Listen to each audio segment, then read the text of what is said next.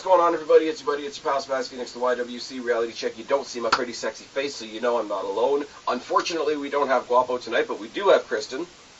Hi.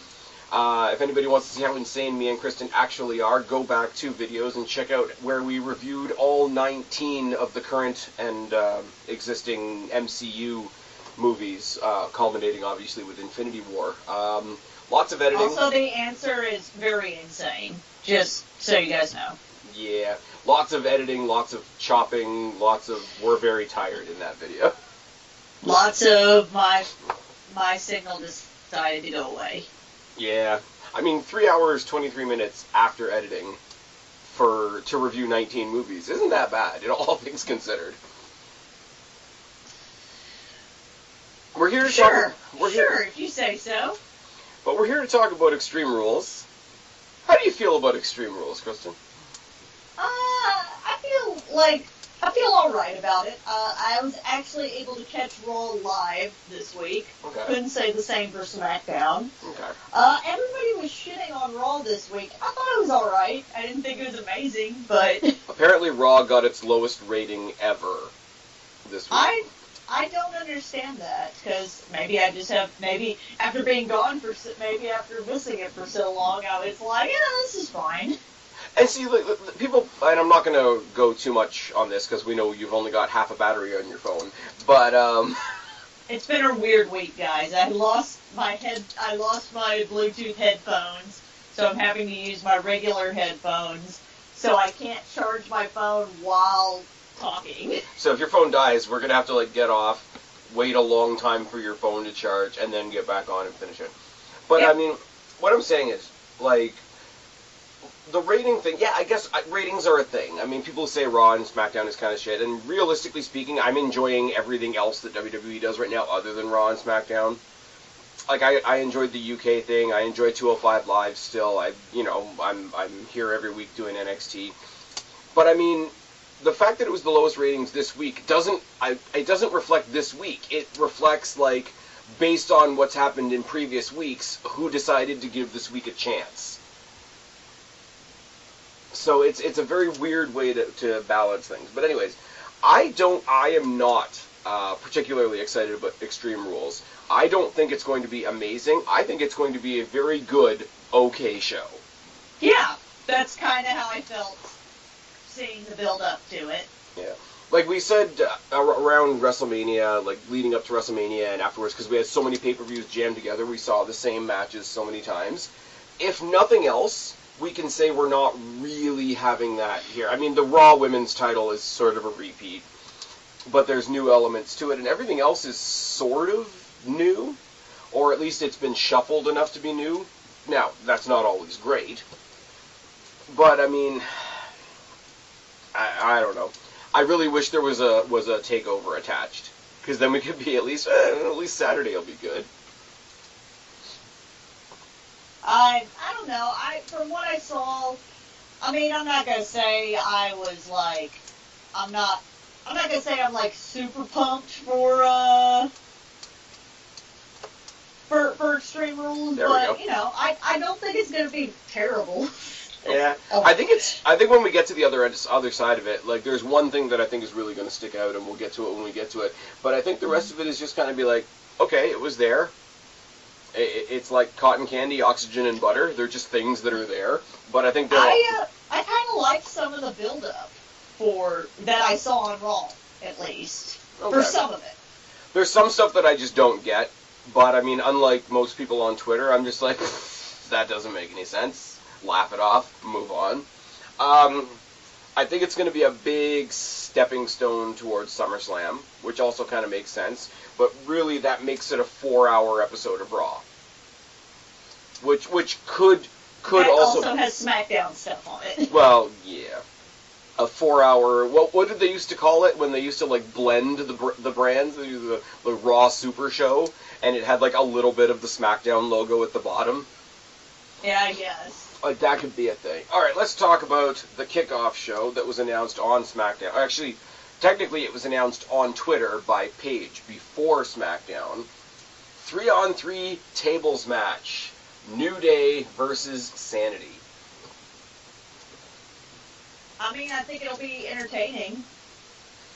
I think it'll be good. I mean, I'm going to jump ahead. I got Sanity at 3. I've also got Guapo's picks, so I'll throw Guapo's picks in the mix too. Guapo has Sanity at 10, so it's his second strongest prediction for the whole show. So... let's see. I mean, I think I don't know that it's really their, like, debut, is it?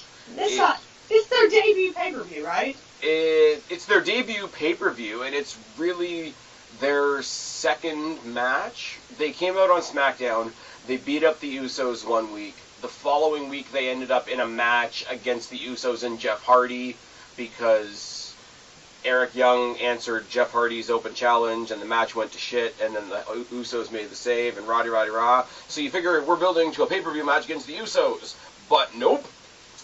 New Day are doing pancake stuff, and got their asses kicked by Sanity. I think for their first pay-per-view match to be a gimmick match, and the last gimmick match that we saw them in was the NXT WarGames match, I'm going to want to see things from them that I'm not going to see. And that's a bummer. And if they don't win, I'm going to call bullshit. I kind of feel the same. And like I said, usually with a new tag team, unless they're not going to do anything with them, which is still entirely possible, but I do feel like they're going to try and do something with them, especially since they're on SmackDown. I'm going to put Sanity at winning, and I am going to put it at a 4. Let's go 4. I will say this week on SmackDown, there was a massive, 10-person tag. They teamed up Sanity with the Bludgeon Brothers, which is, I guess, a no-brainer. But there was a whole lot of time in that match that was dedicated to Eric Young and Daniel Bryan, which is a feud I wouldn't mind at all. I'm not going to lie. I like Eric Young. Maybe I have a soft spot in my heart for Eric Young. You know, fellow Canadian. I've been watching him since TNA was good, so that's a long time. I think he's great as a crazy... there's a lot of crazy characters in the WWE. It's becoming cliche, but I think he's particularly good at it. I think so, too. I think this Sanity thing has really got something. It just depends on how they end up using it. They really are missing something by not having Nikki Cross there. As much as I defend that decision, because I think she's going to be champion in NXT, they really are missing an element not having her there. I did a weird little song to fill the gap, and then I didn't even need to do that. And we're back. Good job. I still did a song. Nobody heard it, though. Yeah, sorry. I did a little song for when Spaz walked away. Sorry about that, guys. And I'm sorry that I didn't leave the thing on so that they could hear your song. Anyway. Next match is rumored to be the main event, which makes my eyes roll out of the back of my head. But I want to get it out of the way now because I really don't care. Roman Reigns versus Bobby Lashley. I'm going to have an opinion that people are not going to be excited about. You're looking forward to this match? I'm not gonna like the match. I kind of liked the build-up, especially because it's kind of making Roman look like a heel and Lashley look like a face, but he's not like. Remember how they debuted Apollo Crews, as Steve would call it, the smiling black guy, where that was his whole gimmick. But that's what he was during his feud with Sami Zayn. They're not doing that to him. So, I don't know that I'm pumped about the match. But the build-up, I feel like, was pretty good. Let me ask you a question, Kristen. And I'm going to keep it... That's Spaz's way of not agreeing with me. No. I have a different problem with this. Okay. What do you think of Brock Lesnar? Why would you even ask me that? You know what I think of Brock Lesnar. Because, okay, tell me if this sounds familiar. Hey, pretty boy, if I hadn't left 10 years ago, I'd be the man right now instead of you. Tell me that is not verbatim what they did with Lesnar and Cena. And I'm sorry, as much as you might not like Lesnar or Cena, Lashley is not Lesnar, and No. Roman is not Cena. No. And it's so insultingly identical. I cannot bring I myself. guess I just didn't remember that. It's so bad because he finished his feud with The Rock, and he came out the next night and he called The Rock out to like thank him and show him respect and all that. And Lesnar, and that was the night that everybody knew Lesnar was there, so they just chanted Lesnar instead. And Cena had to try and act surprised. And then the promo you got from Lesnar the following week is like, yeah, this guy's become the man in the past 10 years because I left. And literally, that's what Lashley's trying to pull with Roman. And it's like, first of all, it didn't even really work with Lesnar. Second of all, Lashley, you weren't going to be the man. You were the WWE CW champion, and you lost it to Vince McMahon. And Roman isn't going to be the man regardless, because no. Because no. Because no. And I am so... Like, there's all the bullshit kayfabe that Lesnar's not even defending his title at SummerSlam, which, if you believe that, I've got a bridge to sell you in whatever the expression is.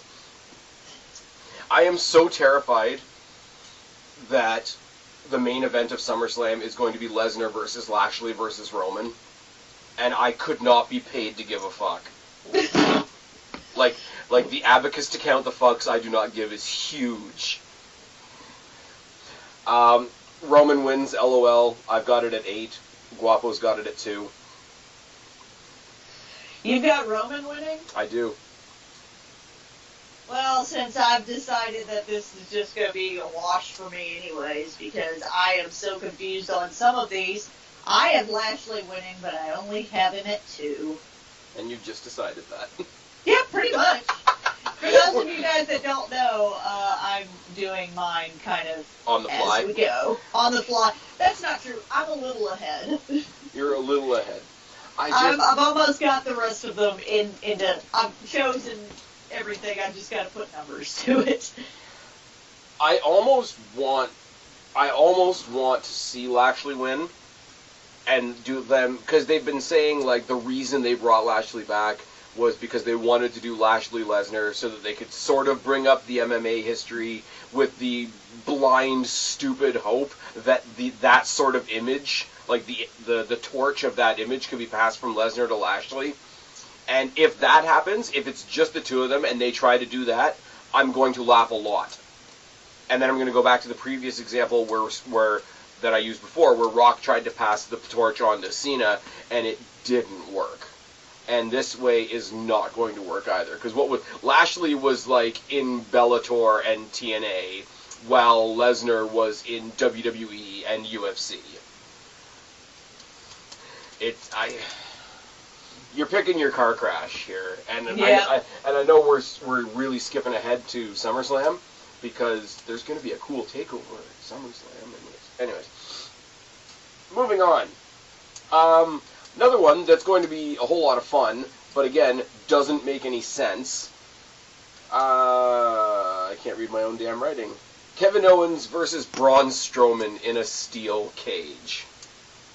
Because of reasons. That's literally what Spaz put in our list of matches. Because of reasons. Well, I was listing all the stipulations on all the other matches, and it was just like, cage match for reasons. Literally, I don't know how Kevin Owens is the heel in this.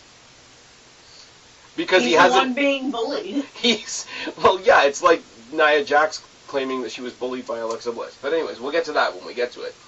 But literally, he's just been picked on by Strowman, and Strowman's doing the thing with the stuff, put him in the porta potty and turning over his car and whatever. And this is one of those things where it's like, I really want them to do something cool with Strowman, but until they put him in a good story, or until they put up some kind of challenge that he has to overcome, or like find another giant for him to fight, for lack of a better... Like, if they brought, what's his name from NXT? What's his name from NXT? That's helpful. Lars Sullivan. Yes. really athletic as fuck big dude. You want to book Sullivan versus Strowman? You'll have my attention. You want to put those two in a steel cage? You got the whole Godzilla versus King Kong thing? That could be fun. He's just going to throw Kevin Owens around the cage.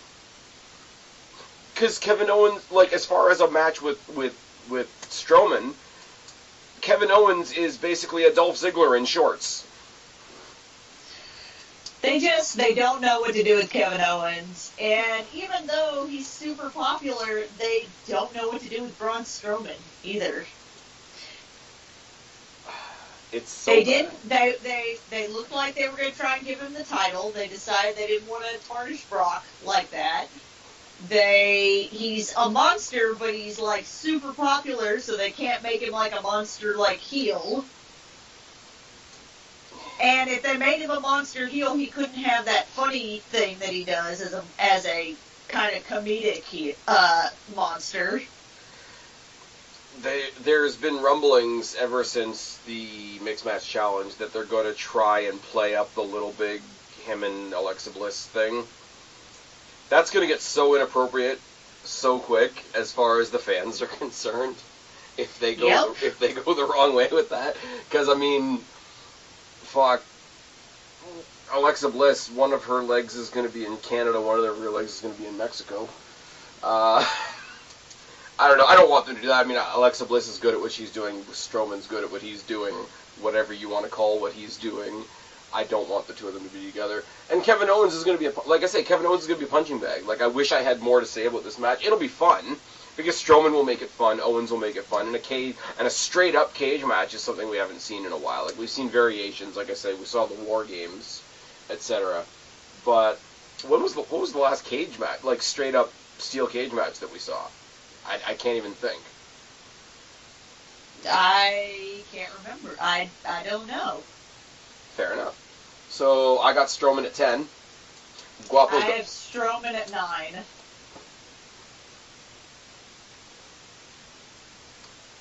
And Guapo's got Strowman at 11. So we're all pretty confident that the Monster in the Bank, which I want to friggin' gouge my eardrum out every time Michael Cole says it, because he does it way too much. But the Monster in the Bank, see, here's where the cluster, I'm going to correct what I said a second ago, where I said we were picking our car crash at SummerSlam. If they do what I don't want to see, if they do Lesnar versus Lashley versus Reigns, and at the very last minute Strowman cashes in and makes it a fatal four-way, and, like, just thumps all of them, I'll be okay with that. I don't know that I would be, but it would get the title back on Raw. That's true. That's the only reason, I guess. Okay, here's the thing. It would get the title back on Raw. Does anybody want Roman to have the title? No. Is there any reason to put the title on Lashley? Something different, and the title will be on Raw? Yeah, Strowman, at least some people like him. And, I mean, if he could be the one that bridges it back onto the show, then we can decide where it goes next. Because he'll be there next week. And the week after. And the week Again, I'm like the only person that maybe feels this way. I don't mind Bobby Lashley. I don't think he's great, but as a talent, he's not bad. In the ring, he's not bad. I mean, he nearly killed Big Cass in the Greatest Royal Rumble, which was kind of bad. He tried to go for the suplex and ended up dropping him in an almost accidental brainbuster. And in the words of What Culture, dropped all of Big Cass on all of Big Cass. So, it's not perfect. I mean, he's one of the ones that I will say legitimately flourished a bit better in TNA. So that's saying something. But from the Sami Zayn thing to the thing with the sisters to all of a sudden we're supposed to take him as a serious badass now, they haven't done him any favors. Maybe it's because I didn't see that week. What, with the thing with the sisters? I did not see that. I missed that week, and then everybody told me it was stupid, so I didn't. Oh, it wasn't stupid. It was bad. Like, it wasn't just like, oh my god, roll your eyes, change the channel. It was like borderline offensive. Exactly. That's why I didn't watch it. Yeah. Anyways, another match that's on here just for kicks. Like you say, you don't mind Lashley. I'm really starting to not mind Baron Corbin. He's all right. Corbin versus Balor is just sort of on there. And they're literally doing the cast Daniel Bryan thing. Ha ha ha, you're a little guy. Again. I think it's good. I mean, I hope Balor gets the win. I've got Balor at 4. Guapo's got Balor at 7. I've got Balor at 3. Okay. I believe, but not that much. Yeah, I mean, they've got. I don't know why they put Corbin. Corbin is a thing that just happened. I don't know why. Baron Corbin. Karen Corbin, his wife. Karen Corbin. I don't fucking know what's happening right now. I don't know. It's tiredness, really. It's late in the day. I don't know why they put Corbin in this constable role. It's fucking dumb. I don't know why, and actually I know exactly why, and people are going to think I'm dumb for thinking that way, but it literally just reminds me of Officer Cole Cabana for some reason. Okay. Sorry, it's a gimmick that Cole Cabana does outside of WWE, and I only know about it from seeing random clips. Yeah. I listened to him all at once, and that was when he had CM Punk on his podcast. But no, they now that they've taken him out of the ring to give him an out of the ring role, they've allowed him to look better in the ring. Like they've had him standing toe to toe with Strowman, which they don't let a lot of people do. And I mean, he's not bad in the ring. I mean, people say he's boring. You said he had, Kristen Stewart face or whatever. He does have Kristen Stewart face. Him shaving his head, Constable Corbin sort of brought back like memories of Corporate Kane a little bit. But I mean, like he's not terrible. And I think the shaving his head thing, I feel like plays it helps the Kristen Stewart face a little bit. I don't know why.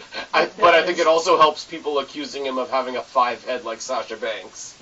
Well, now he does.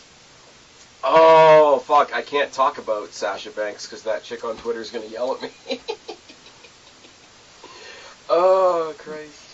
The only reason I see that chick on Twitter is because you constantly respond to her. I do, because she's full of shit, and it's funny.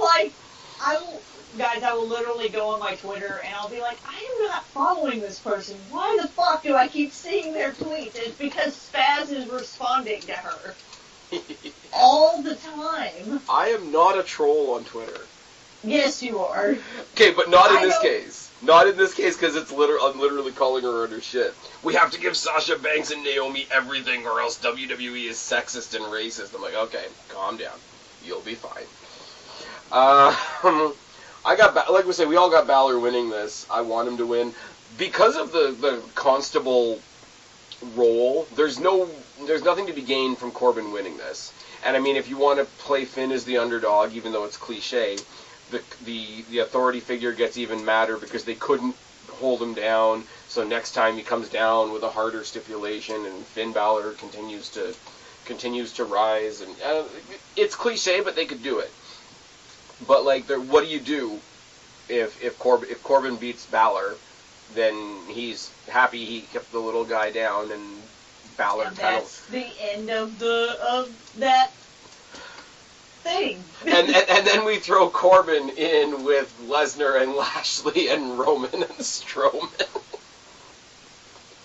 Oh my god, that sounds kind of terrible. It sounds kind of terrible. Speaking of terrible, the one announcement that was made on SmackDown that everybody else is so happy about and made me want to find my fucking gun.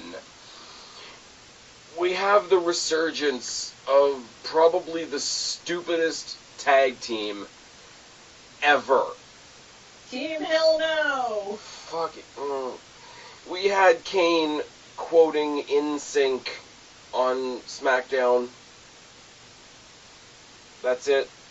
That's all I've got. You're like, and that happened. That was a thing that happened. That is a thing that happened. I don't want this to be. Like, don't get me wrong. We've talked it to death. I'm happy for Daniel Bryan. I'm happy for his resurgence. Why the fuck do we need Kane? Because they needed to do something with Kane. No, they don't. Again, I know I sound like I'm... In their minds, they needed to do something with Kane. Oh my Christ.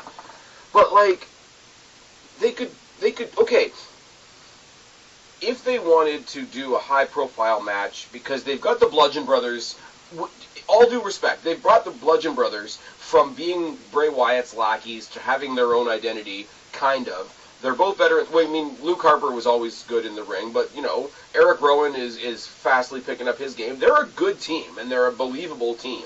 If you wanted to have sort of the monsters versus, like, an indie darling and in some regard, do them versus Daniel Bryan and a guy that you're not using at all right now named Ty Dillinger. Who? Yeah. No, Daniel Bryan and Ty Dillinger have apparently been tag teaming a lot on house shows. No, I was making the joke. Oh, I know, but I'm just saying, like, it's funny that you say who, because we haven't seen him on TV other than doing really awkward handshakes with R-Truth. But, like, yet on the house shows, he's tag teaming with Daniel Bryan, which makes all the sense in the world. Of course it does. I mean, if the Ciampa thing still wasn't going on, I would say bring up Gargano to team with Daniel Bryan. Because that would be the most over tag team on the planet. That is true. That would, like, that should main event. I don't want it to be. Hell No was stupid back then, it's stupid now. Because you've got Kane, who, okay, Kane is Kane, and we know what Kane is. But, I mean, from the WWE's point of view, big, bad, scary, undominable monster. Big, bad, scary guy. You got Daniel Bryan, who, from a technical perspective, should be just as scary. And both of them look like fucking goofballs when you put them together. And it doesn't serve anybody. And Bludgeon Brothers, who are just now reaching their peak, are gonna be outshined by the stupidest thing that the most popular guy in the WWE could possibly do. It's dumb. I got Bludgeon Brothers at 7 because I refuse. Guapo's got... I have Team Hell No at 10.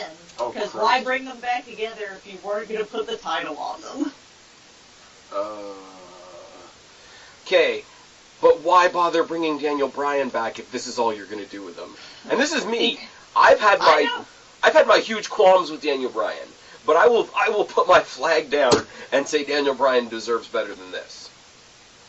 Now, there's a couple things that go into this. Now, apparently Daniel Bryan hasn't signed his new contract, so this is just like what they're doing with him right now until he signs a new contract. That's a rumor. There's something else we're going to talk about in a second that's going to lean into a bonus question that I have for this pick'em. But, like, if they're using it as a story thing going forward to figure out the next thing that Daniel Bryan is doing, fine. If they're going to make Team Hell No the tag team champions, when Kane's about to go do mayor shit in Knoxville...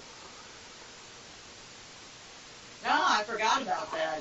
Somebody mentioned... Yeah, fuck it, I'm not changing my pick. Somebody mentioned how awkward it's going to be if he wins mayor of Knoxville and he's just got, like, a tag team title belt, like, sitting on his desk. That would be awesome. That would be so fucking awkward. That would be so awesome. I want him to walk around with the title while he's doing his mayorly duties. So we go back to Brock Lesnar once again. Apparently the next rumor is they're going to keep the belt on Lesnar until he has his next now-announced UFC fight, because Vince wants him to be a Universal WWE champion and UFC heavyweight champion at the same time.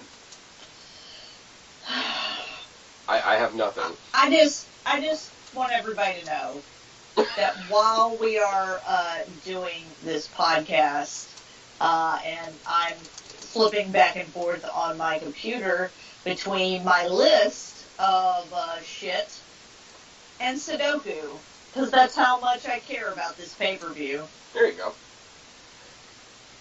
Okay.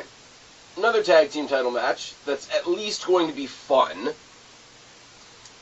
The Deleters of Worlds versus the B Team.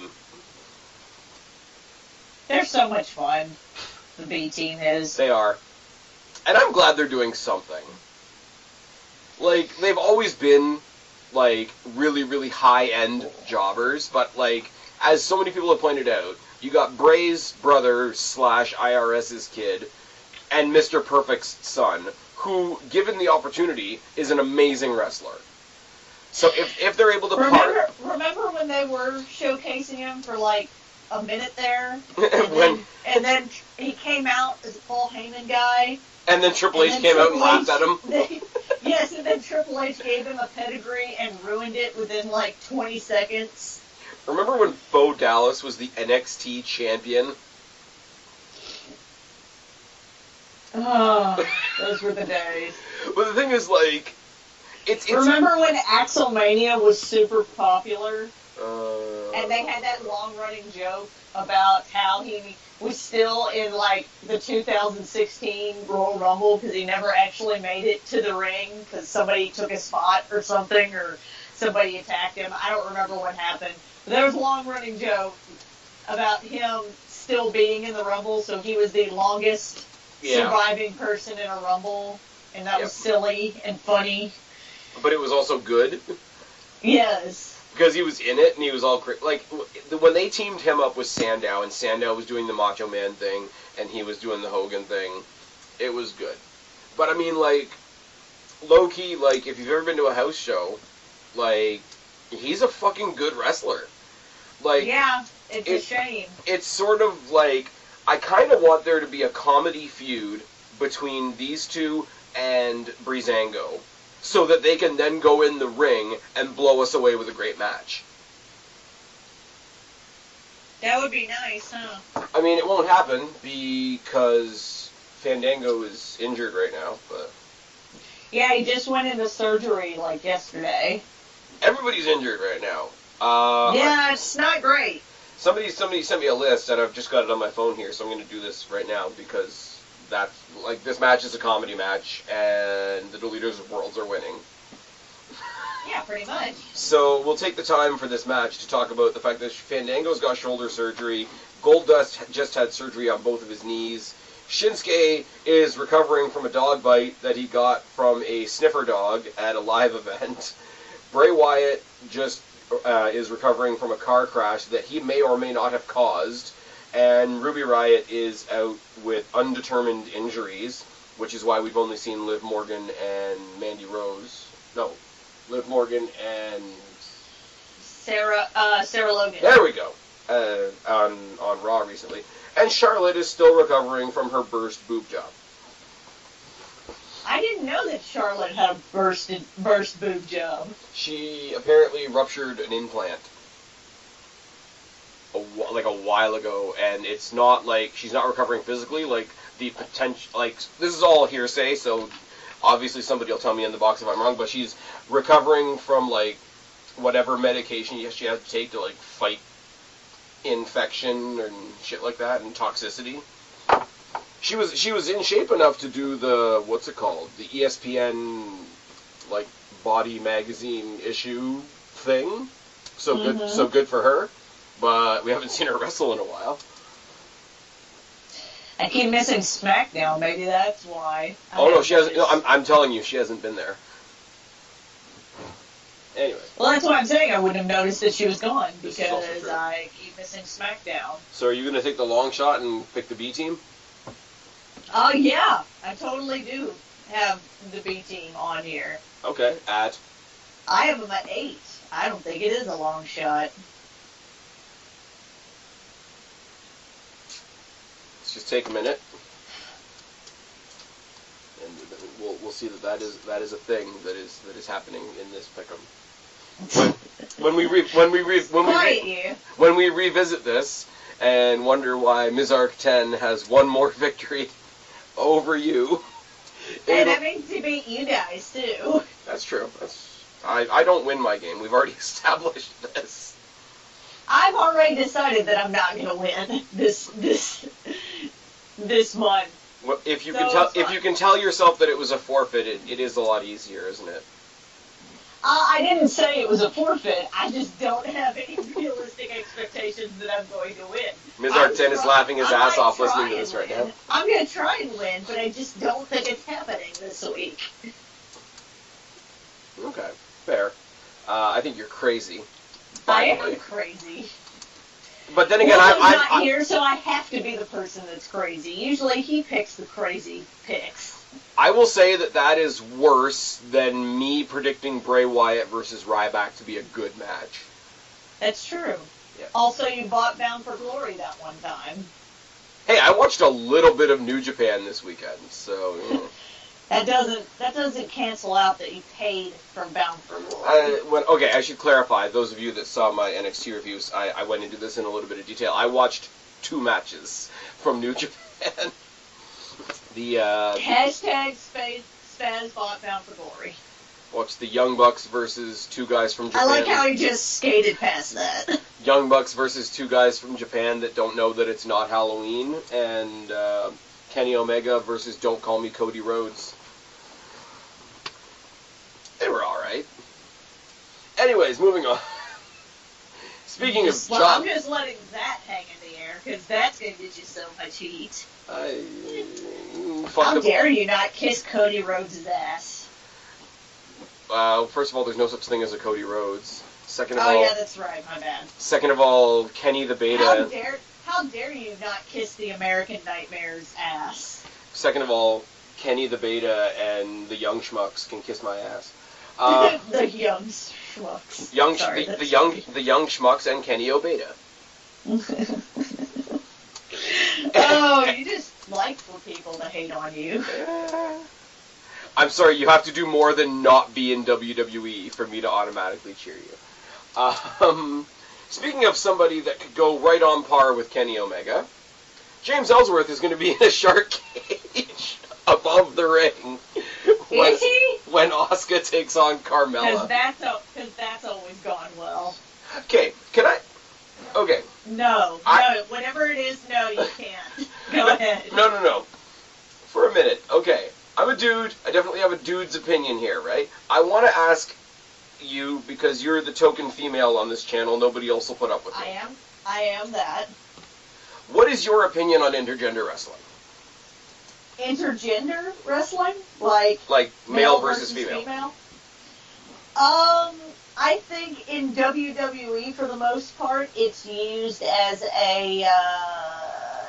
almost a semi-comedy thing, but they try and make it as an empowering women thing, and it usually doesn't work out. It just looks like, to me, as an actual feminist, not as a fucking fraud feminist that seem to be. It's just, you know. It's a thing. To me, it looks like the same as if you remember way back in the day.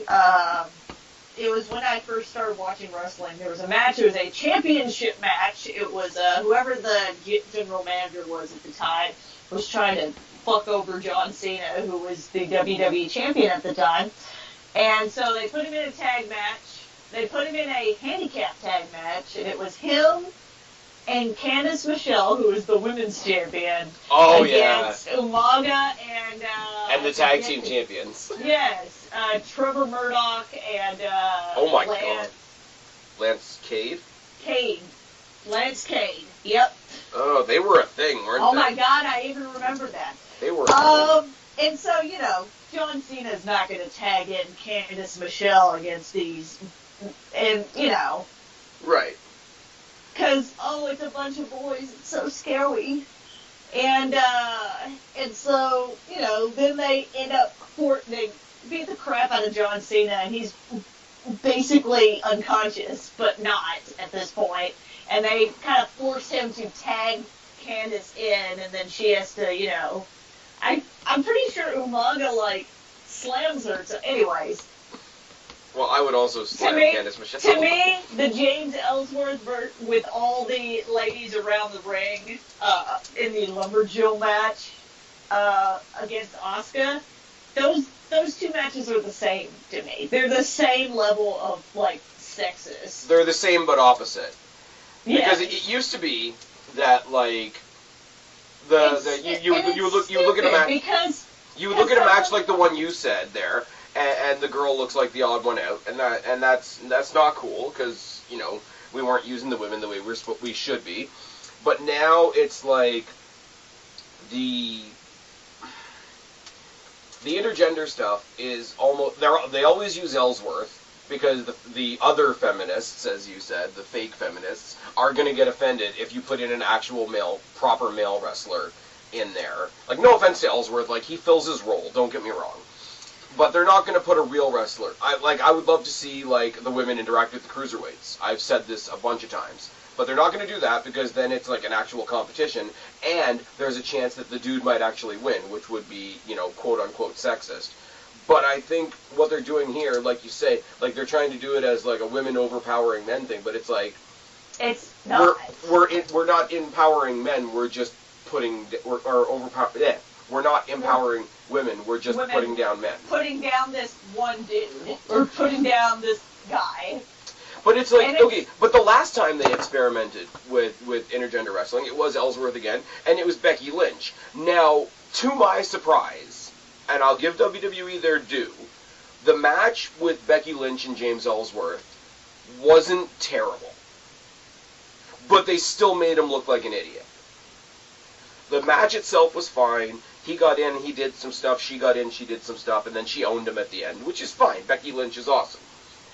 But they're never going to not use it as a tool to make the dude, like, because the pendulum, as you said, has swung so far the other way now, they're never not going to use that as a thing to just say, this is our way of empowering women, we're just going to make men look like idiots. I've never been a fan. Maybe when you do the intergender, like, tag team match, where it's like male and female partner kind of thing. If it was done sporadically, it's always used as a even when China, even when they did it with China with the Intercontinental title, it was still like in a like homemaking match or best homemakers match or whatever. And that was stupid, because she had to share her Intercontinental title with Chris Jericho, which was dumb too. My thing is, and people think, like, I slammed the Asuka Ellsworth matches, both of them. And everybody's like, oh, you just don't want to see the women being shown as equal to the men. And I'm like, no. Thing is, in the very last stages of me ever watching TNA, they booked, and I'm going to get it wrong, but I think it was Tigre Uno versus Gail Kim. And Gail Kim, as we know, is fucking phenomenal. And he's a cruiserweight. So there's a little bit of equality there as far as, you know, whatever you want to say. Weight class. Well, weight class and just body type and as similar as a guy and a girl can be anyway. And the match was, like, it was short. It was a little 5-minute thing because it was part of a weird, like, intergender tournament thing. But it was a good fucking match. And if WWE ever wanted to actually do that, I'd be all for it. Give me, like a Kalisto versus Sasha Banks. Cool. Even if you wanted to give me something like Sami Zayn versus a Charlotte. Get some people in there that are athletic as fuck. Doesn't matter that they're guys, doesn't matter that they're girls. They're both athletic as fuck. They can do what they do. And I would have no problem with it. I think it would be super entertaining if done the right way. But my problem is it's never going to be done the right way. Because it's always going to be seen as a comedy thing. And because the political winds are blowing towards female empowerment, the ones that are going to lose is always going to be the guys, and we're always going to be represented by guys like Ellsworth. I don't think it's because of how things are nowadays. WWE's kind of always been like this. Back in the day, they had who was it? It was Lita versus Dean Malenko when she was on. He kept hitting on her. Stuff would happen. It was a feud with the Hardy Boys at one point. Yeah. And they had an intergender match. It was Lita versus Dean Malenko, and you know the match was sort of back and forth, but it was mostly him just beating the shit out of her, and then the Hardy Boys had to come and save her to win, and she wins eventually. Well, this is what I'm saying, right? Like well, that's what I mean by like the way it is now. The way it was back then was terrible because the women ended up looking terrible. They always like had to be like, to your example there, like they always had to be like sort of the damsel in distress and whatever, which is totally not what they're doing now. Now it's swung the other way, and I think there is a bit of the way the world is now that goes along with that. I don't know. I've just never been a fan of the intergender stuff in WWE because it's never very serious, and I guess you can't be super serious with something like that because it's just kind of silly, but it's like not silly in a good way. Yeah. It's silly in a sad way, really. And Asuka is a much better caliber wrestler than to be doing this shit. She could be doing a lot better shit than fucking beating up on James Ellsworth. This is true. I don't know. I've always said that, like, okay, if they want to do it, they can do it. I've seen it done well other places. If WWE wants to do it, I say go for it if you're going to actually go for it. And that's my only thing. But it's just, it's a very weird thing because everybody's got a different opinion. You got people that are like, how can you have stories with men hitting women? And then you got the other side of the coin where it's like, what do you mean women can't fight men? What are you trying to say?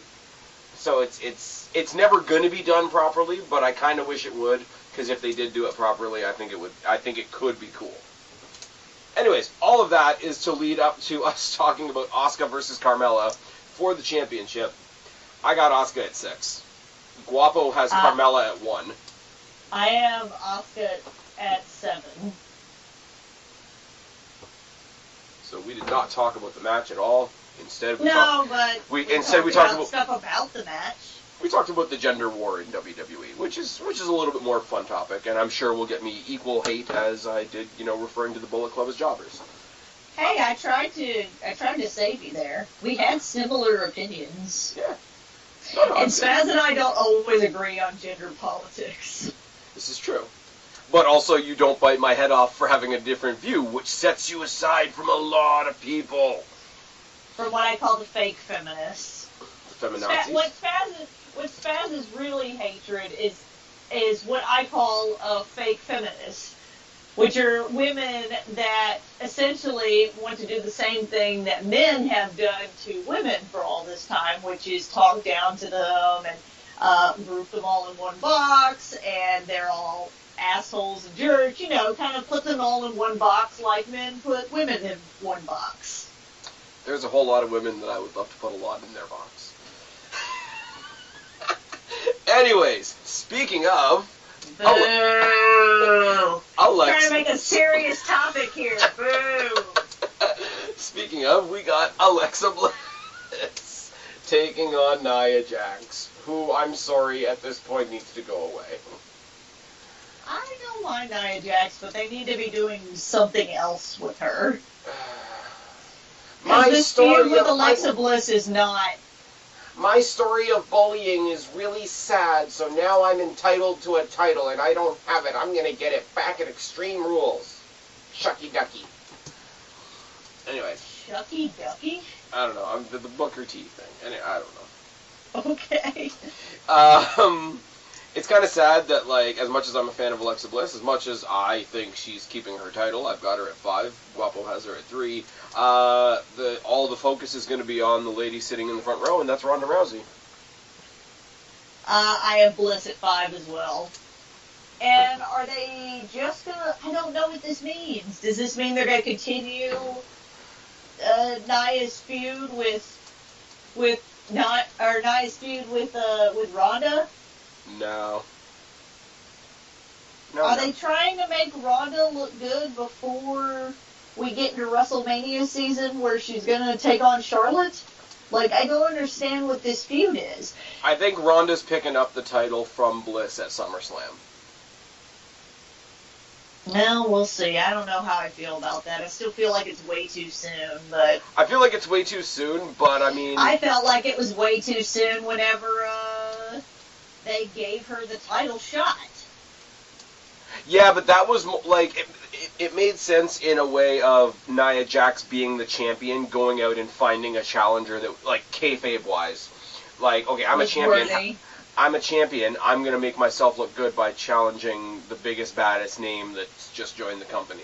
It wasn't that Ronda made a challenge and it was accepted, because that I wouldn't have liked. But Nia, as much as I bash on Nia, the whole way that they did it as Nia coming at Rousey, I'm okay with that, because then it's the champion choosing a challenger. Which a champion should be able, like, okay, yeah, you have your number one contenders matches and whatever, but as the champion, you should be able to say, hey, I think they're good, I want to give them a shot, because it's your title. That's true. As much as I like Bliss, I still felt it was too soon. Well, yeah, it was her first match that wasn't a tag match with two retired guys and a non-wrestler, which was good. Let's be fair. But, I mean, the way I would love to see this go down, as much as I'm a fan of Bliss, we've been over that a whole bunch, I have no problem with Rousey grabbing the title off Bliss at SummerSlam if that's what they do. Have Rousey carry it for a couple of months, have Charlotte Flair win the Rumble, she uses her Rumble win to hop back over to Raw, you have Rousey versus Flair, potentially main eventing WrestleMania. I don't think you can do much better than that. If you're going to have the women eventually main event a Mania, everybody else says it should be like Asuka and Rousey. I disagree wholeheartedly. I don't think they have similar. I mean, Ronda's great. You know why Ronda is doing well right now? It's because she's learned some wrestling, but they mainly keep her to her strength, which is all the MMA stuff, all the submissions, that kind of shit. They keep her to that, and so she looks really good, because she's not trying to do fucking Hurricane Ranas and shit. She's doing mostly her repertoire stuff she is good at. Yeah. And you know what? It works, though. To put her up against Asuka, who is a fantastic wrestler, who is a fantastic technical wrestler, Rousey is not going to look good. I think with Charlotte, Charlotte is an amazing wrestler, but it's pretty well known. Charlotte is not my favorite person to watch. She's technically proficient. Obviously, she is her father's daughter. She can get it done. But she's also a slower technical wrestler than Asuka is. Asuka moves very fast. Yes. I think Charlotte has that extra element to her where she will be good in the match, and she will bring whoever she's in the match with along. Yes. And I think, I'm sorry, like, as much as WWE is reaching out a lot to Japan right now and pulling in, like, you know, the Asukas and the Kairi Sanes and the, you know, Akira Tozawas and the Shinsuke Nakamuras and all that, as far as Vince is concerned, if you want to talk about who represents pro wrestling versus who represents MMA, if they want to play that story up, it's going to be a Flair. Like, that's a thing. And I can't exactly blame them. Well, and, you know, WWE's is bringing in a lot of these Japanese wrestlers, but what have they done with them? So you have Asuka, who I think is what they've done the most with, and most of her achievements are in NXT. She won the Women's Royal Rumble, too.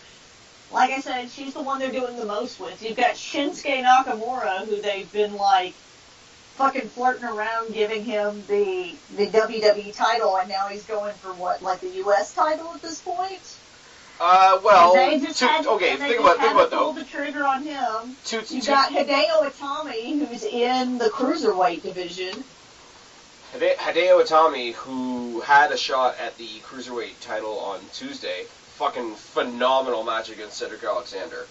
Lost, but I mean, Cedric Alexander's kind of the golden boy of the cruiserweight division right now. And I mean, Shinsuke, no, he didn't win, but he won the Royal Rumble. He then went on to main event, or not main event, but title fight AJ Styles for like 4 pay-per-views in a row. I'm going to get in a second to what I think he's going to do next.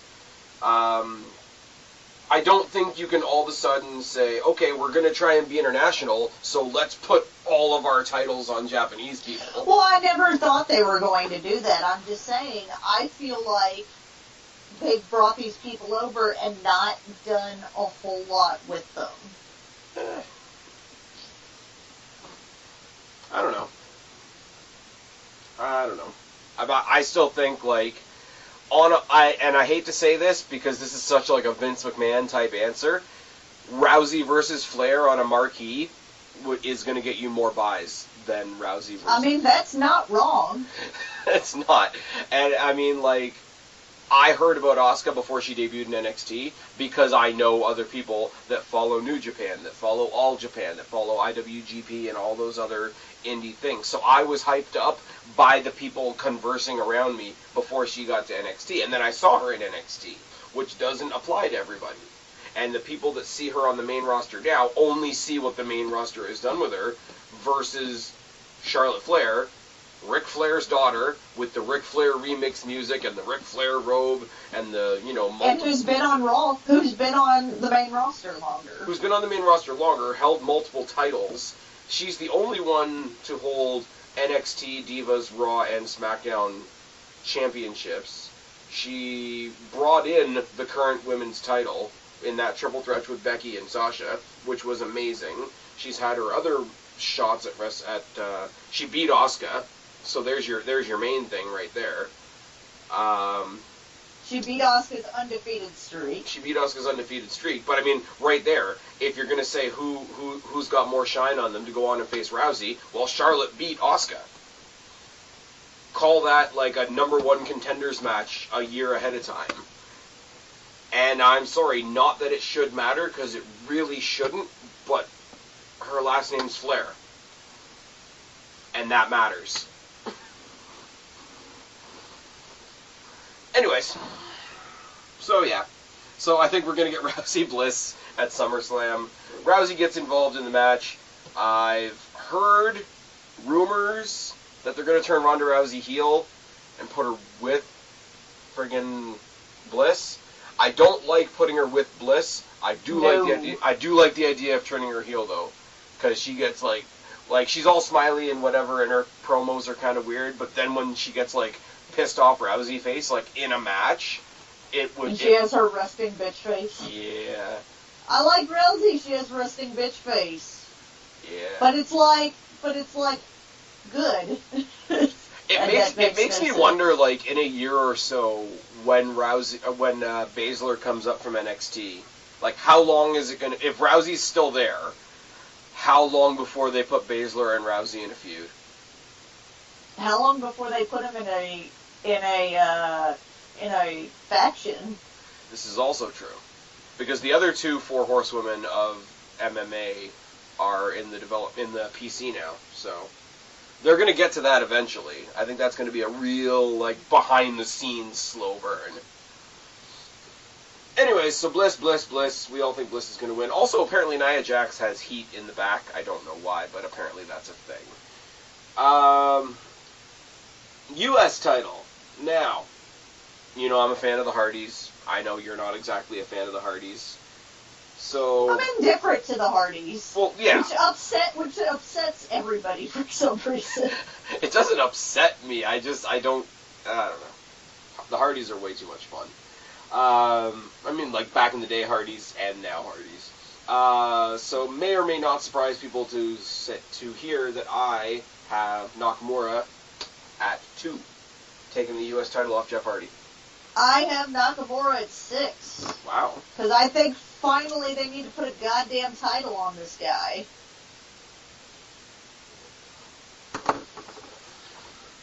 Jeff doesn't. I think it's going to be a pretty good match too.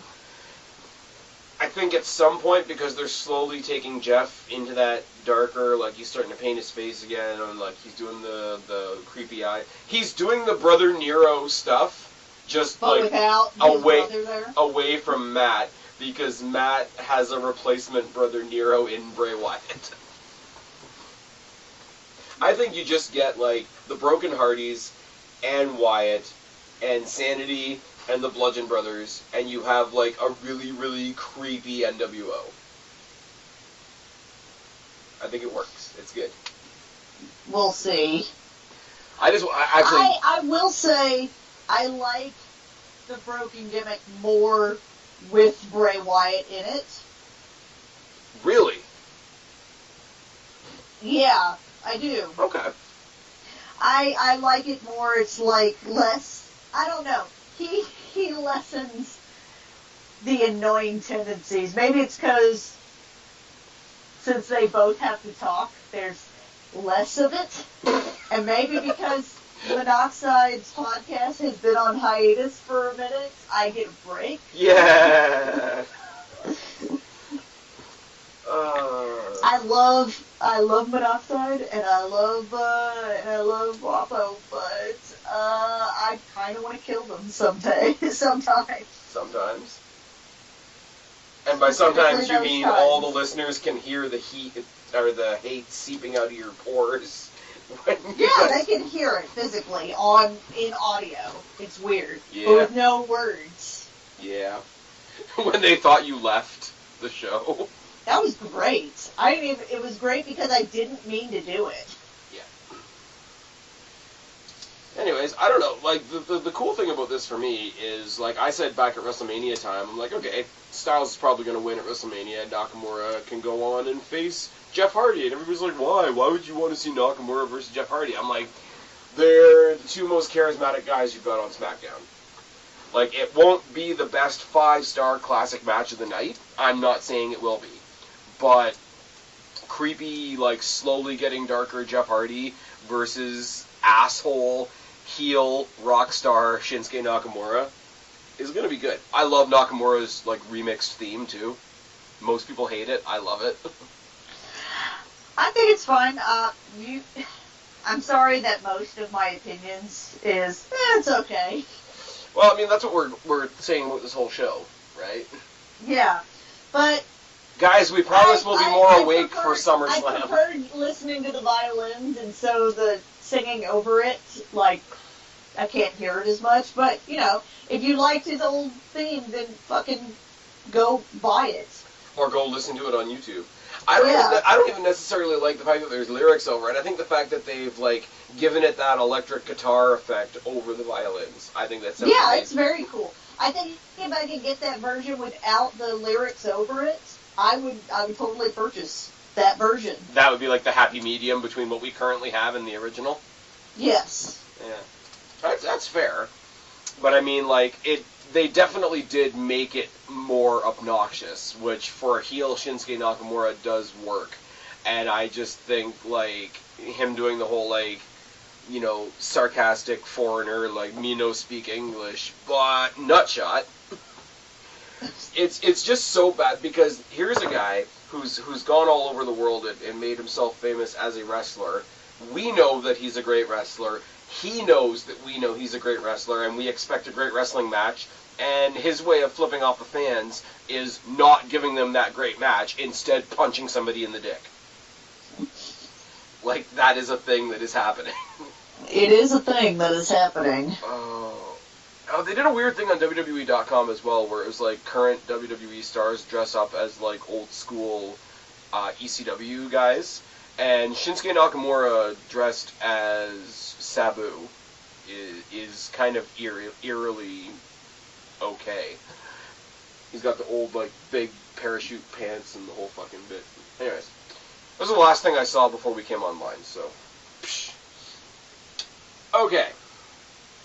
We got 2 matches left.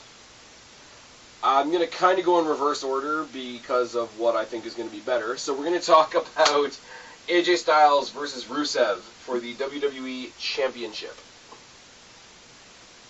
Do you think this is going to be better? No. Oh, no, never mind. That's what because I'm like, I know what the other match is, and how is that better? No. What are they doing with Rusev? Have they decided to give him a shot, or does AJ just not have anybody to fight? I so can't get into this match because it absolutely reeks of filler. It absolutely... It reeks of shit. We need AJ to fight somebody.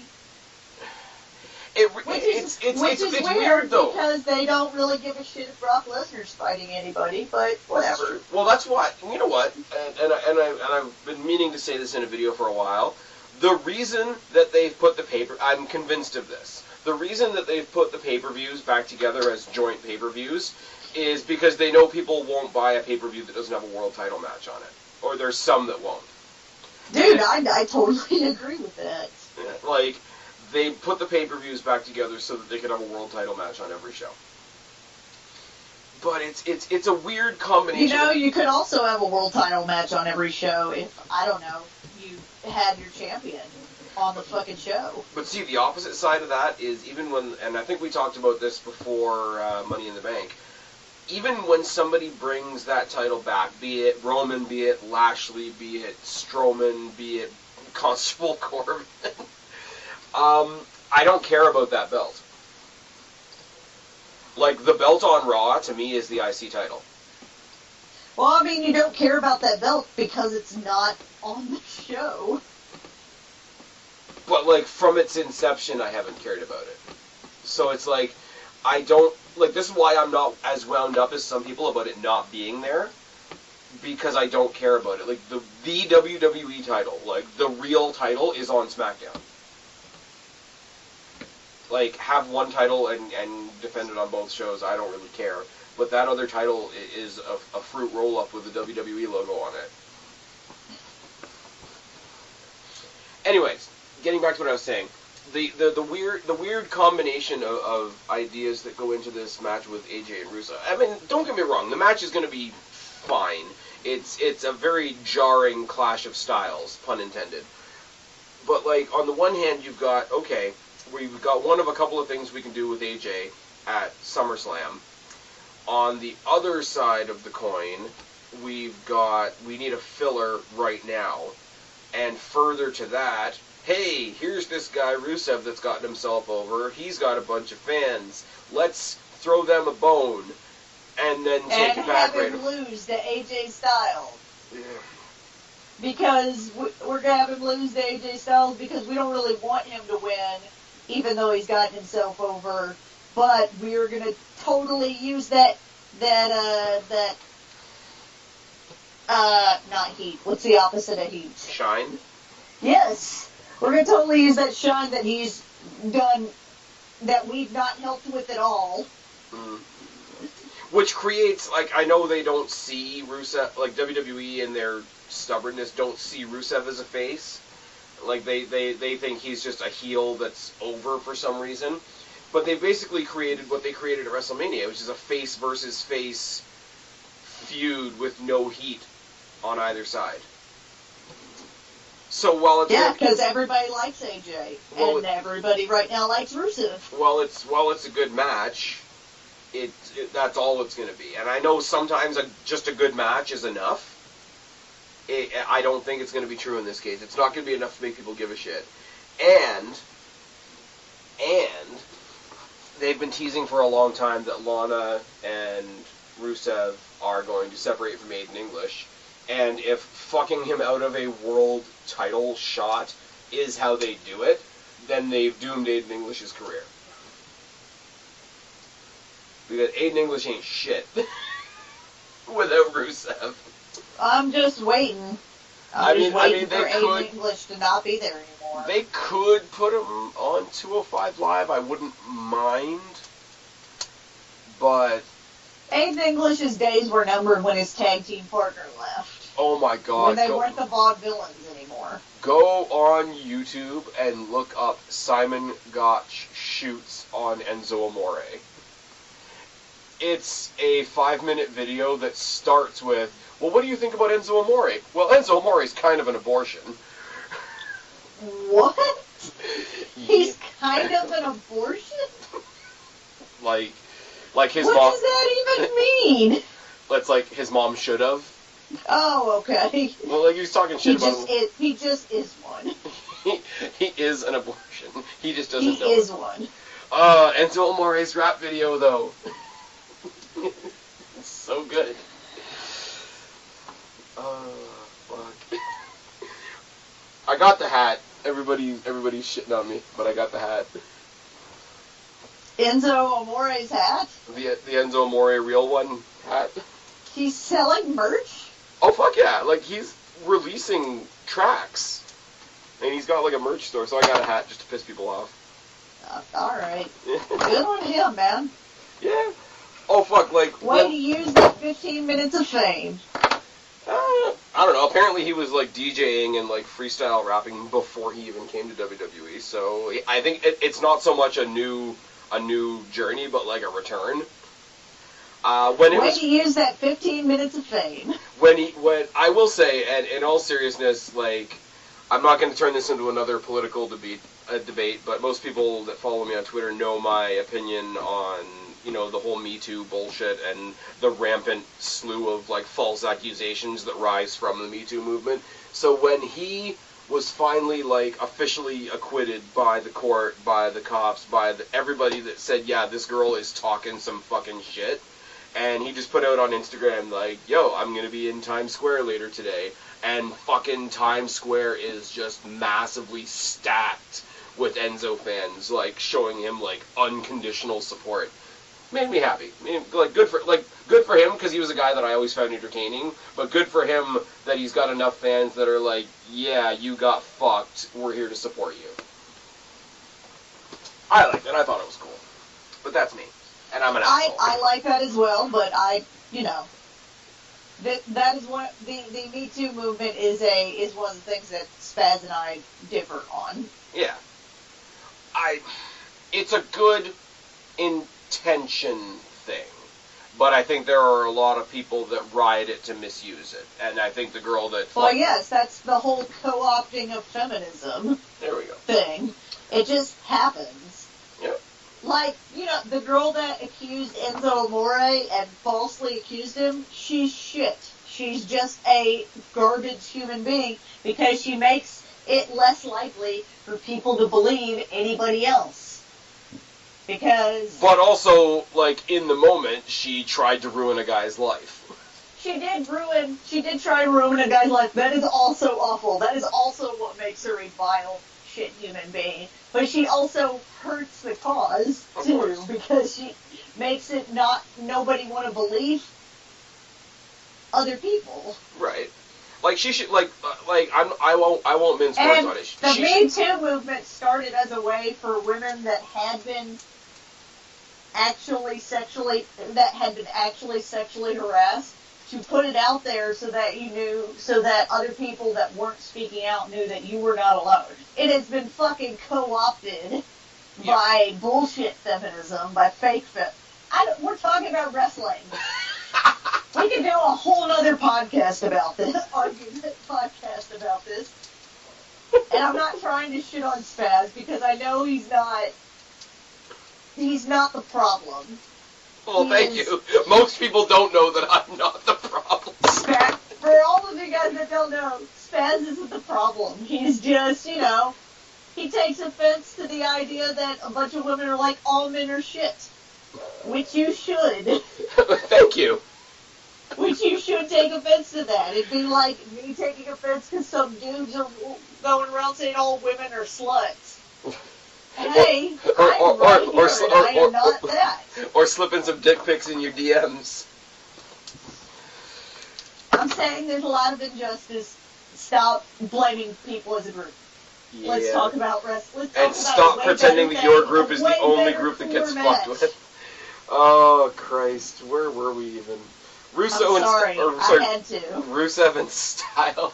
Holy Christ. That's how dumb the match is. Yeah, I don't think it's... Like, this is the thing, like, it's not a dumb match. That's what bothers me. Like, we can sit here and our gut reaction is that it's dumb because we know what's going to happen. It's dumb because we should be able to believe that Rusev has a legitimate chance. It's dumb... But we know he doesn't. But, like, it doesn't, like, at the same time as we know that it's dumb, we also know there's a chance this could, and, I mean, we got one more to talk about still, this could be the best match of the night. Could be. Considering the guys involved. Considering the two guys involved. But, I mean, considering the fact that Roman Lashley might be the main event. I can't. I got Styles at 11. I'm more sure of this. I think I also have Styles at 11. Yep. Guapo's got Styles at 5. See, now that's crazy to me. Yeah. Now let's talk about what should be the main event, honestly, because it's not Rusev Styles.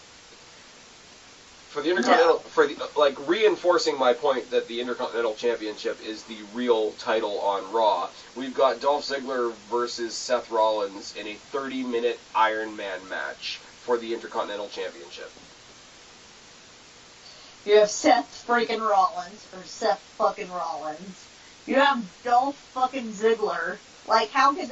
There are two men that have been described as the Shawn Michaels of their generation, which is weird because they're the same generation. Yeah. And, I mean... Why would this not be a good match? I'd prefer if Drew... Oh, wait. I missed the very end of Raw. Drew McIntyre got banned from the ring, right? No, he didn't.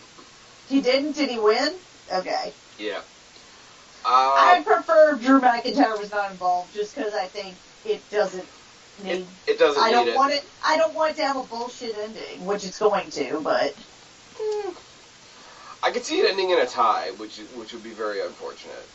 And, but that being said, if it ended in a tie, they'd probably get a rematch at SummerSlam.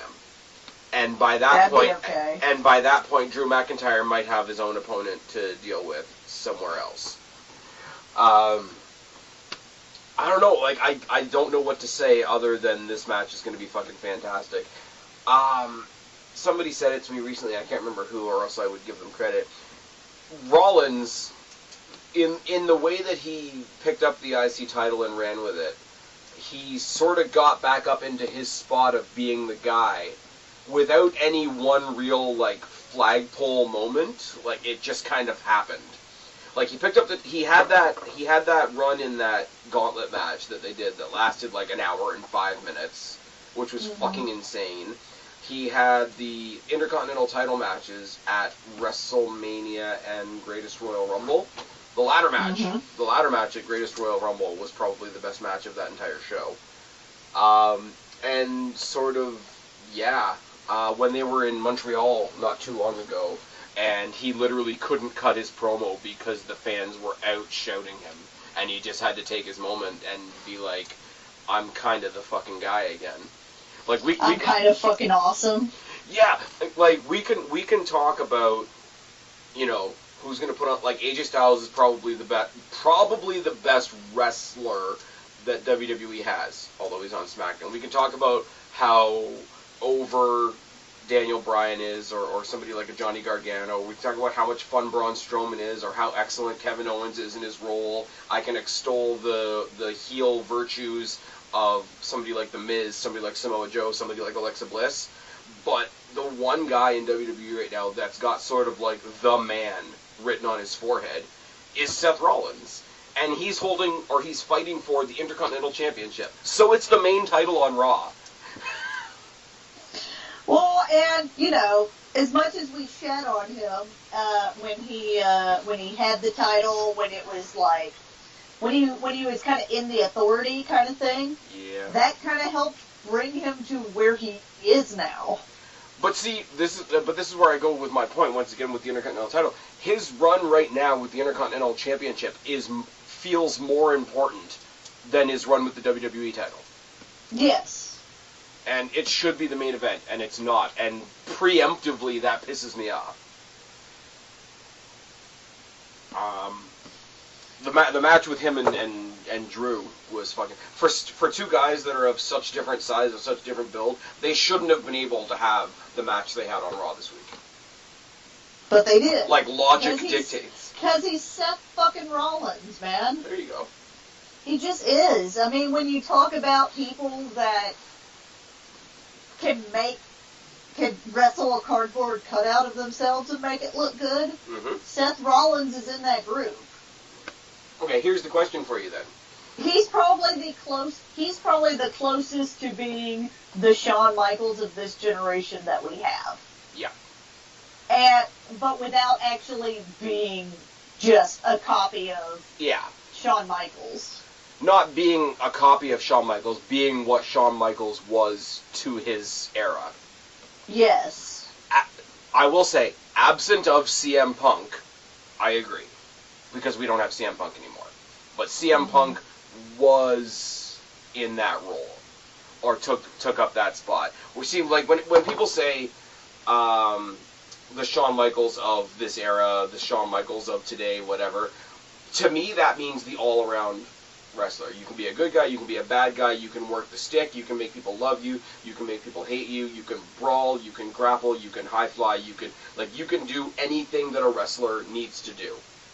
Exactly. That's what I think of too. That went right for me personally, and as I say, we know that my fandom goes to guys like Jeff Hardy and guys like The Miz and et cetera, et cetera, et cetera. But for me, that hierarchy, that like next Shawn Michaels role, went right from Shawn Michaels to CM Punk. And absent of CM Punk, it now goes to Rollins.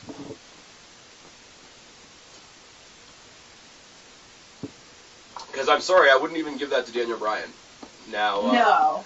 Now the ROH and Japan fans are really gonna hate me. But I mean, let's be honest, guys. I like Daniel Bryan. His mic skills, they're not bad. Are not great. But they're not the same par as his wrestling skills. I would say Seth Rollins is as good on the mic as he is in the ring. People are willing to hang on everything Daniel Bryan says because they already like him. And that's fine. And that is totally fine, and I'm not saying that they're wrong to do that. Rollins, not as much as Punk, let's be real for a second, but Rollins makes you hang on what he's saying based on what he's saying. Now you got a couple more guys in that regard. You got Samoa Joe. You got Jericho on a good day, because we know Jericho can have bad days.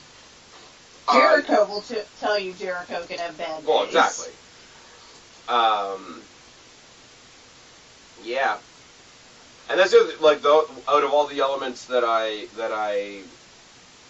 pointed out about Rollins just now, as far as being the next Shawn Michaels, you can be, and I used to say this about Triple H a lot too, you can be absolutely brutal and rip somebody's head off on a show.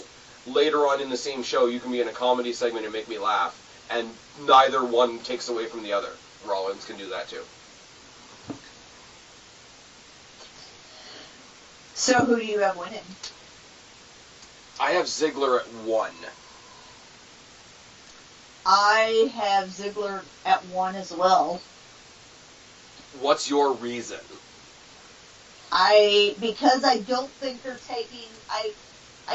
taking this off of Ziggler this quickly. Also, I feel like there'll be some shenanigans since Drew McIntyre can be there.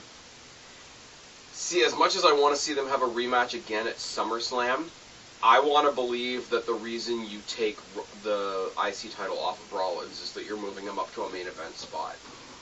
Well, there's that too, but not necessarily. I wouldn't even say necessarily for the title, just like whatever you would consider.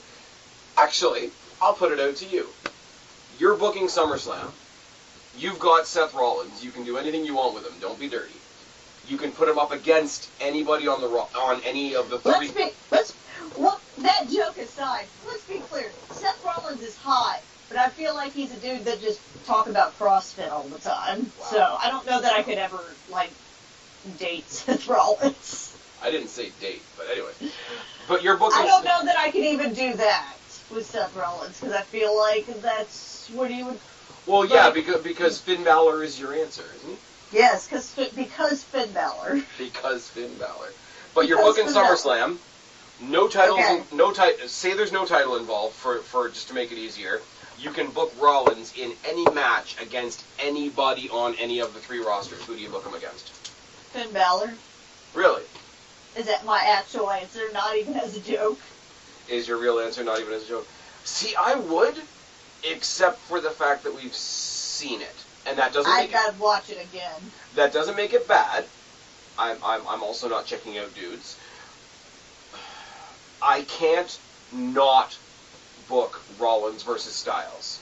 That's also a great one. Ooh, I didn't think about that one. That one's a good one. See, when they come to Survivor Series, like, if he does pick up the IC title, when they get to Survivor Series, you know, they always do, like, Raw versus SmackDown, da-da-da-da-da. You know, the Universal Champion may or may not be absent. I would totally book IC title versus WWE title, Rollins versus Styles. That sounds pretty good. That and if that didn't main event, I would just cry / punch somebody.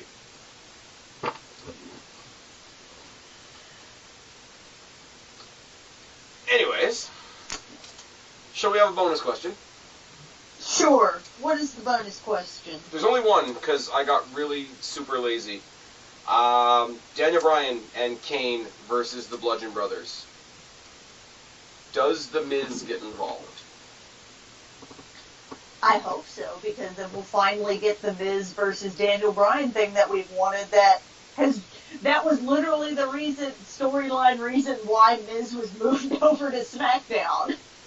Also SmackDown needed the Miz Daniel back. Bryan did before he left the general manager position. Yeah. I mean, let's be real, like, SmackDown needed the Miz, regardless. Yes, but I still want this feud. Oh yeah, because not this draft, but the previous draft, SmackDown lost their 3 best creations in the Miz, who was it? The Miz, Bray Wyatt, and Alexa Bliss. Because that's not wrong. It's not. Here's my problem with this. I've said yes. Do you say yes? Yes. Yes. I say yes, more hoping than actually thinking that. Okay. Here's my problem, and Daniel Bryan even said this himself in an interview. He is scared to do the rivalry with The Miz because he doesn't think WWE can book it properly. And that's a fair statement, right? That's the fairest of statements. Miz Daniel Bryan, for how long it's been, like, depending on how far back you want to go, you could go back to, like, bullshit version of NXT when Miz was his protege and taught him everything that he knew. They could do a hell of a story with this. This deserves to happen at WrestleMania. If Miz fucks Daniel Bryan up now, we're gonna get it. It's gonna get hot-shotted to SummerSlam. Maybe. Which is kind of unfortunate. It's the feud we want to see. I think you're right. I think it deserves to be at Mania. The other half of that is when we were talking about Styles and Rusev a second ago, obviously Rusev is a filler for Styles to get him over, to get him to SummerSlam. There's only 2 people I can really see going after AJ at SummerSlam, and it's Samoa Joe or Daniel Bryan. And if they do this, if Miz attacks Bryan, then we assume that Miz and Bryan is happening at SummerSlam. It basically guarantees that we're getting Joe versus AJ Styles, which isn't bad. I'd be down for that. So would I. But, for people that have watched TNA, we know how great that can be. I mean, throw in Christopher Daniels, even though he's not on the roster. But as far as, yes, I know probably in ROH and other places, Daniel Bryan and AJ Styles have fought before. I get it.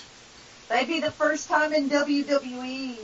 It'd be the first time on a Big 4 WWE pay-per-view for the WWE Championship. We'll see. Can you imagine that triple threat match, though? Bryan, Joe, and Styles? They just replace Daniels with Bryan? They replace Christopher Daniels with Bryan Danielson. Yes. That is a thing that would happen. Anyways, that's been it. You guys, if you're joining us for the first time and you haven't figured it out by now, make your 11 picks, rank them 1 to 11, put them down in the comment section below, along with your answer to the bonus question, will The Miz interfere in the SmackDown Tag Team Championship match? Also, Twitter bonus is 3 points this time around. You share this video on Twitter, tag me in the tweet so that I can see it. or put it down in the comment section below and say that you've shared it and show me or whatever, you will get an additional 3 points. This has been the pay-per-view pick'em for Extreme Rules. Kristen, do you have anything else to say about the show? I do not. The show is as lackluster as we've been tonight. Yeah. Alright, tell them where to find you. You can find me on Twitter at BlackCatFeline. I am trying to tweet during Raw and the pay-per-view if I make it to pay-per-view. You can find me on Instagram at BlackCatFeline. It is mostly pictures of me at work, of dogs, or of my nephews. There you go. And you guys know where to find me, or you wouldn't be here. I've been Spaz, she's been Kristen. We are your YWC Reality Check. Subscribe up there, talk down there, start a conversation. Keep all of these conversations going. Don't be a stranger. I'll talk to each and every last one of you later, but for right now,